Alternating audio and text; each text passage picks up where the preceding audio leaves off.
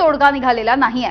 दरम्यान आज 4 प्रवाशांना नाहक आपला जीव गमवावा लागलाय, तर अनेक प्रवासी गंभीररित्या जखमी झाले।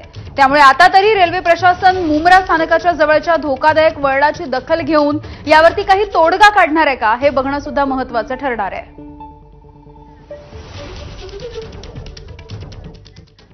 दरम्यान मुंब्रा स्थानकाजवळच्या धोकादायक वळणाच्या संदर्भात स्थानिक लोकप्रतिनिधी आणि प्रवाशांनी काय म्हटलंय पाहूयात। किंमत आहे का? हे मृत्यू टाळता कसे येतील? जसं आता सांगितलं गेलं की तो टर्न असा जो आहे, म्हणजे दिव्यावरनं मुंब्र्याला येताना एक खतरनाक टर्न आहे, त्याच्यात ते रेल्वेचा रॅक असा होतो, तो दिसतोय असा रॅक होताना। हे सगळी उत्तर रेल्वेने द्यायला हवी ना। तो जो वळण होता त्या वळणावर काम करायला हवं होतं आणि सिग्नल असं ते डिस्टन्स आहे, आणि त्याच्यामुळे ज्यावेळेला 2 गाड्या एकत्र येतात त्यावेळेला ते एकदम जवळ येतात, आणि जर दरवाजा तुम्ही लटकला असाल तर तुमचं त्याला घासून तुम्ही पडणारच आहात, अशी ती जागा आहे। आप जब दरवाजे पे लटकते हो तो टर्निंग है, इतना रश रहता है, तो उसमें जरा सा भी धक्का किसी का लगता है तो आदमी गिरता है। दीवा से लेके कलवा तक का ये पूरा पट्टा जो है डेंजर जोन है, और यहाँ पे एवरी मंथ 4 से 5 अपघात होते। टर्निंग जो है पूरा डेंजरस है। आगे का जो बैरिकेड सेफ्टी लगाया गया है, सेंट्रल रेलवे का जो बनाया गया है, काफी स्टडी के बाद उतना बड़ा हाइट पे दिया गया है। आप जब टर्न करता है तो एक झटका लगता है, और झटका लगने से आदमी जो है ऑटोमेटिकली जो है इस तरफ आता है। तो ये सेफ्टी पैरामीटर्स नहीं है यहाँ पे, ये पूरा टर्न है, यहाँ से लेके दीवा तक का जो मामला है वो इसी तरह का है। तर आज घडलेल्या या भीषण अपघाताच्या नंतर आता या ट्रॅकचं मोजमाप करण्यात आलेलं आहे। रेल्वे प्रशासनाच्या तर्फे कसारा आणि सीएसएमटी या दोन्ही दिशेला जाणाऱ्या जलद मार्गाच्या ट्रॅकचं मोजमाप करण्यात आलं। दरम्यान या वळणावरती 2 गाड्यांमधील लटकणारे प्रवासी एकमेकांवरती धडकल्यामुळे हा अपघात झाला। त्यामुळे ट्रॅकमधलं अंतर योग्य आहे का याचं मोजमाप केलं जातंय। दरम्यान अपघात झाल्याच्या नंतर सावधगिरी म्हणून गाडीचा स्पीड कमी करण्यासाठी 4 जणांना या ठिकाणी झेंडा हातात घेऊन उभं करण्यात आलंय। तुम्हाला ऐकून धक्का बसेल, पण हेच कटू वास्तव आहे। ते म्हणजे मुंबईत लोकलनं प्रवास करताना दररोज 7 जणांचा मृत्यू होतोय।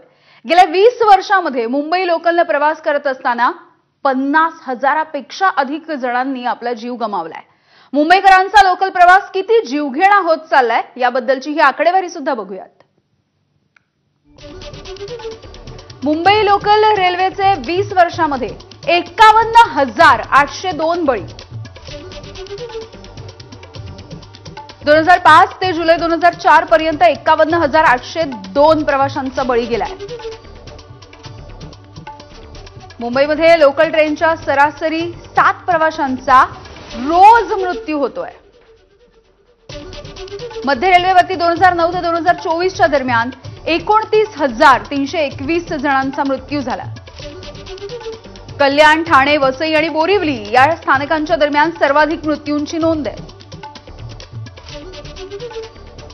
पश्चिम रेल्वेवरती 1,394 फेऱ्या होत्या, यामध्ये 35 लाख प्रवासी प्रवास करत असतात। तर मध्य रेल्वेवरती 1,810 फेऱ्या असतात, 40 लाख प्रवाशांचा प्रवास सुरू असतो।